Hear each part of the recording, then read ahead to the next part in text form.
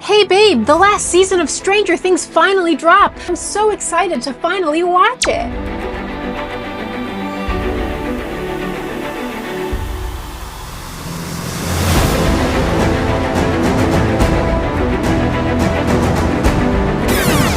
How long has it been since the last season? Hello, fellow Netflix binge watchers. Welcome to Trash Pickins, a media critique channel where we dive into Hollywood's latest bullshit and the internet's weirdest trends. If you've been on the internet at all this past week, I'm sure you've seen Netflix trying to cram its latest Stranger Things teaser down all of our throats.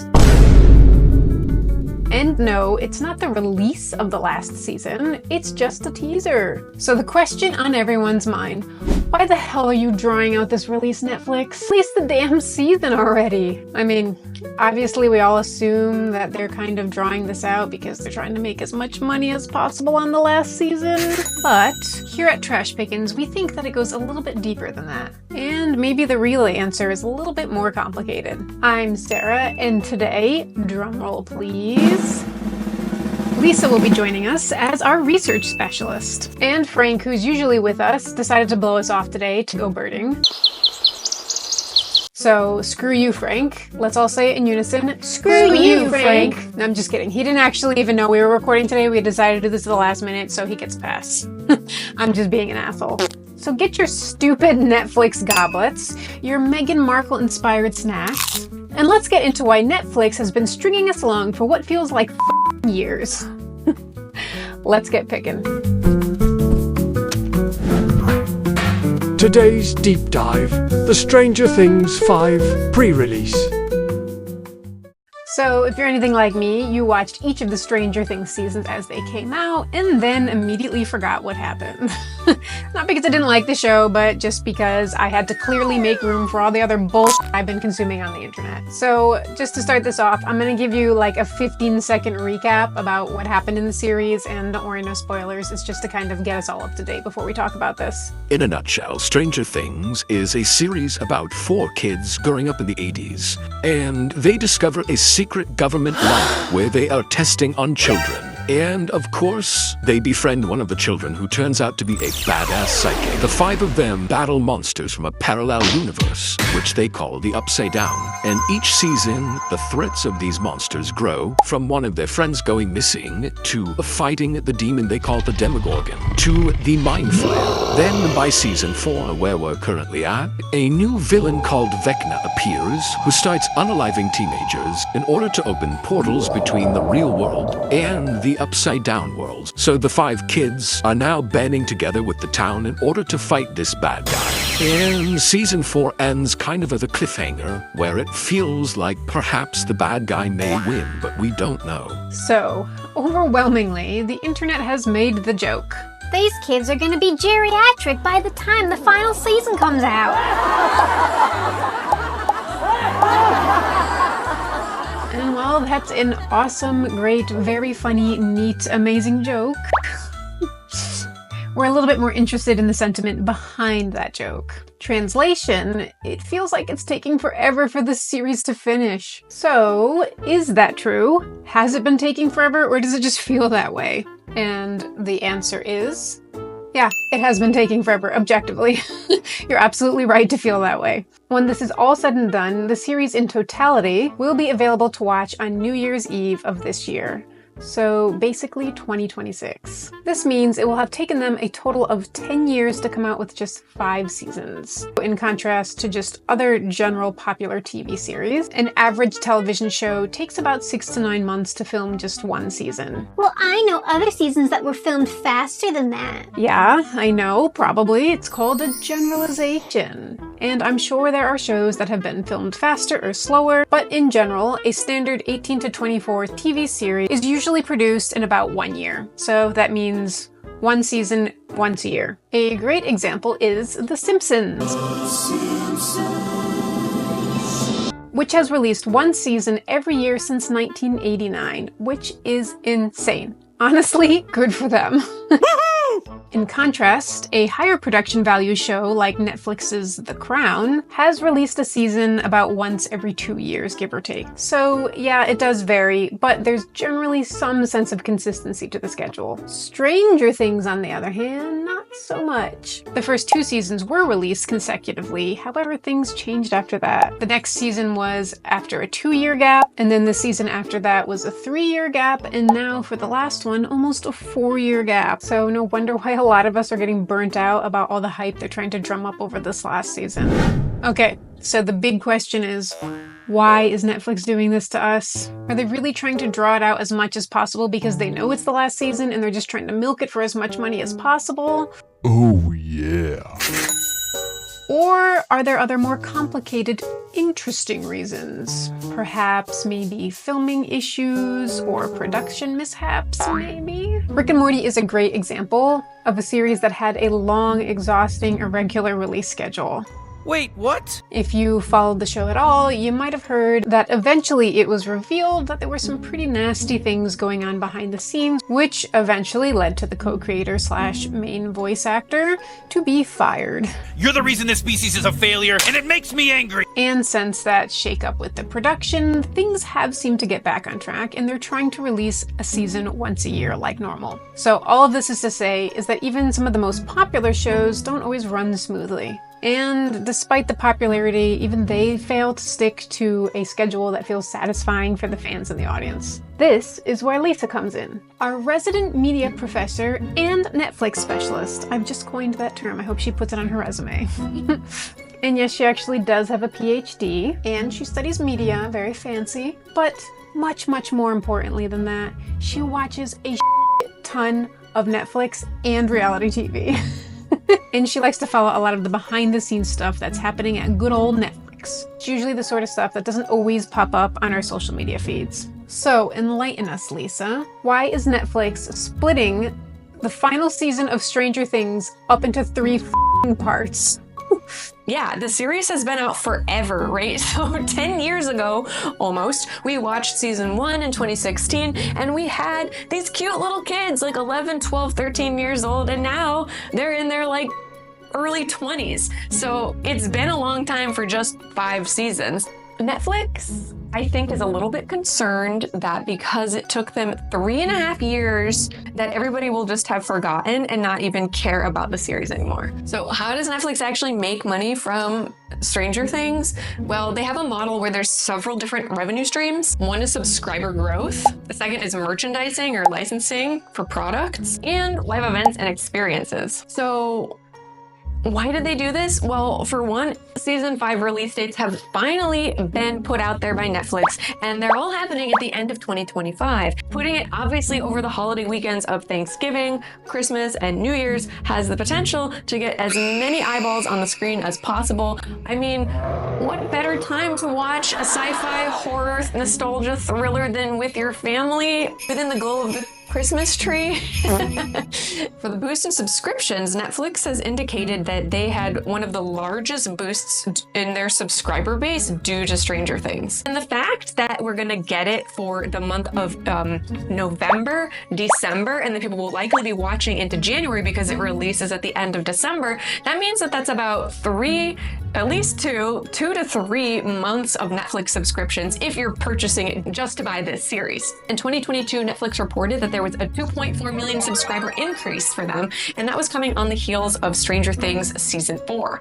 So when it comes to putting these out over the holidays and having that sort of excitement build, it follows that same model that Netflix has been doing with some of their other popular series as well. For instance, Cobra Kai Season 6 was released in 3 parts, and if you're a fan of Love is Blind, you'll know that they also released them in usually 4-episode chunks. Also, Bridgerton, that was released in a series of 4 episodes each. You can binge watch a little bit, get excited, talk about it, more marketing. It's that like organic marketing, and then more people will be tuning in and hopefully buying those Netflix subscriptions to be able to see that season. Yeah, it makes a lot of sense. Actually, when you say it now, obviously it's all about subscriptions, since that's really the main way that Netflix makes money. But what about all the other seasons? It really feels like the whole series was kind of delayed and had an irregular release schedule. And interestingly, season 1 and season 2 did come out on regular schedules, but then by the time we got around to season 3 and into season 4, that's when we started getting some gaps. Some of it did have to do with the cast having issues scheduling, making sure that they could get all the shots done on time. And then, of course, COVID.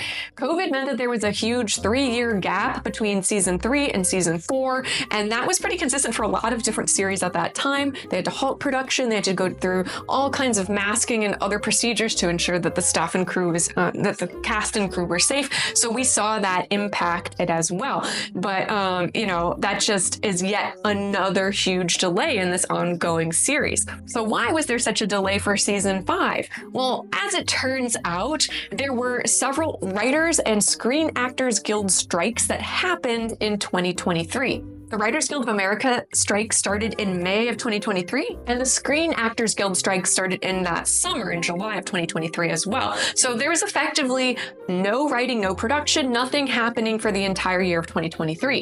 In 2024, they were able to start production at the beginning of the year, but it took the entire year for them to be able to coordinate schedules and get it out. So that's a pretty long delay, and that necessitated that the release was going to be sometime in 2025. I think there's another element at play here. It's almost like they're trying to go for the most impressive, over-the-top, well-attended, eyeballs on the screen release ever.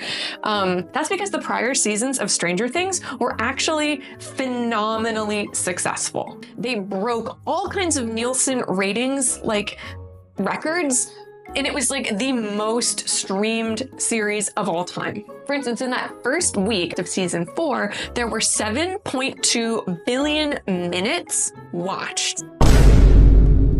Now that's a lot. That's like more than all of the other popular shows at the time. So Netflix is expecting there to be another immense turnout for the show, and they probably want to try to top their streaming records from before. Netflix really needs to get as much money as they can for this series because they have to cover the cost of actually making Stranger Things. When Stranger Things first came out, it was actually a reasonable $6 million per episode. But from there, it just completely skyrocketed, with season 4 being an estimated $30 million per episode. And while the numbers for season 5 aren't out yet, they are sort of alluding to the fact that it's going to be of equal production value. So we're talking a massive chunk of change. So obviously we know the more popular a show is, the better for Netflix. But like, why exactly? It's because Netflix is actually creating like an entire media empire. It's more than just creating their own series and trying to be successful, opening their own little mini production house. They're expanding into merchandising and even Netflix experiences, where they'll do things like Stranger Things or Squid Games in different big cities. You can buy a ticket, go in person and experience it. And they're also creating Netflix houses in Texas and in Pennsylvania, where you can go almost like a Disneyland and experience the show, eat foods from the show, buy materials and products from the show. I mean, Netflix has made so much money just from their merchandising and expanding. It's really in their best interest to try and draw out the release so that they can market Stranger Things as much as possible. So let's go through some fun examples of the ways that Netflix has really expanded its empire. They've gone into the market of apparel and accessories, including Hellfire Club shirts, graphic hoodies, a crossbody bag that says Hawkins on it, the town. Then McFarlane Toys created all kinds of figurines. Jazzwares partnered with Netflix to launch a merchandise line inspired by the show. They even partnered with other like fashion brands. So Vans has their own little slide-on shoe. Balmain created high fashion pieces just in case you really want to get back into graphic prints and neon. And JanSport even created little backpacks with friggin' logos emblazoned all over them. My favorite is Funko released an advent calendar with little Stranger Things figurines. Do we really need that? And oh, another one of my favorites that I found, yard decorations that look like characters from the film. So you can like place them in your front yard on Halloween. It looks like some sort of like home art project. Other fun toy merchandising included a collaboration with Lego where they created an upside down world kit, which is kind of cool, I'll be honest. I probably would have wanted that, still do. Oh, and another one of my favorites, actually, General Mills created their own upside down world version of cereal boxes, which now you can only find on eBay, but I am tempted. Oh, and yeah, not to mention, there were tons of product placements in the actual shows. Obviously, we have Dungeons and Dragons and Jif peanut butter. They even had some Domino's and Doritos placements. I mean, it's all about the nostalgia factor, right? Getting the old packaging right. It's a part of the whole look and feel of the series, but it's also making them a ton of cash. For the past 12 months, Netflix reported a revenue of, drumroll please, $40.173 billion. Insane. Just in the first quarter of 2025, they reported a revenue of $10.543 billion. Is that even real? That's insane. And that's just been going up steadily from year to year. And now it's over 40 billion a year. And a lot of this is due to the success of some of their flagship series and all of the merchandising and media empire expansion that they're currently undertaking. It's crazy. And while it's hard to find actual numbers on how much Stranger Things has made for Netflix, the fact that it costs $30 million per episode makes it one of the most expensive series that Netflix has undertaken, which means that it is certainly bringing in plenty of cash. So suffice to say, Netflix has some legitimate reasons for the delay of this show, but at the same time, I think they're milking it, like, pretty hard. Partially because I think they know that they messed up by taking so damn long to get these out to their audiences. But now that they're ready to release, yeah, they're just taking their time because we need to build that momentum, get people back into the show and locked in again. So anyway, I'm not going to be buying anything other than maybe those cereal boxes. No, probably not. What the fuck? Honestly, I don't blame you. I feel like if I wasn't so joyless and burnt out, a lot of that merchandise would be pretty cool if I was into the series. But okay, so now that Lisa gave us a really great overview of the general production timeline and, quite frankly, Netflix's really gratuitous marketing plan, let's step back. Let's try to tie all of this together. Why are we talking about this? Besides the fact that we're little whiny babies on the internet and we need immediate satisfaction out of the media that we consume, obviously that's a given. But besides that, for real, the reason we wanted to talk about this today is because we actually wanted to empower you, hopefully. As passive consumers of media, it's actually really easy, unfortunately, to get taken advantage of by big production companies. And no, this is not a call to action. I'm not going to say, we should boycott them, stop watching it. I'm absolutely going to watch the last season, and I'm actually very excited to see it. But when we hear about how Netflix is planning these sort of larger-than-life extended releases, and this marketing and merchandising, it's clear that things like this go beyond just production mishaps and more into the realm of cash cow.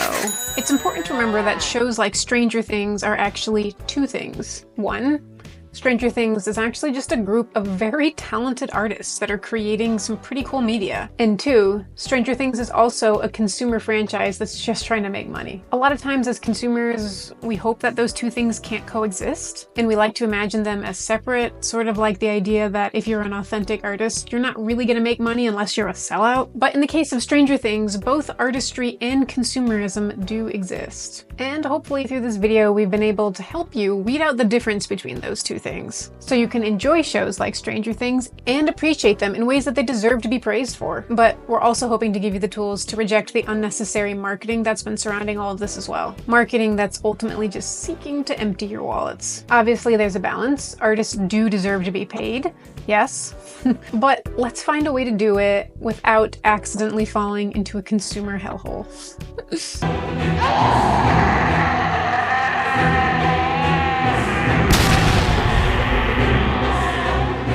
Anyway, thanks for diving into this one with us. Are you guys excited for the final season of Stranger Things? Do you think it's too overhyped? Are you totally over it? I'm probably gonna watch it and probably forget it just because that's how I am. But either way, thanks for watching. Thanks for picking this one apart. Make sure to like and subscribe and tune in again for more deep dives like this about popular shows that are about to come out. Hopefully, eventually, when we're all 80 years old.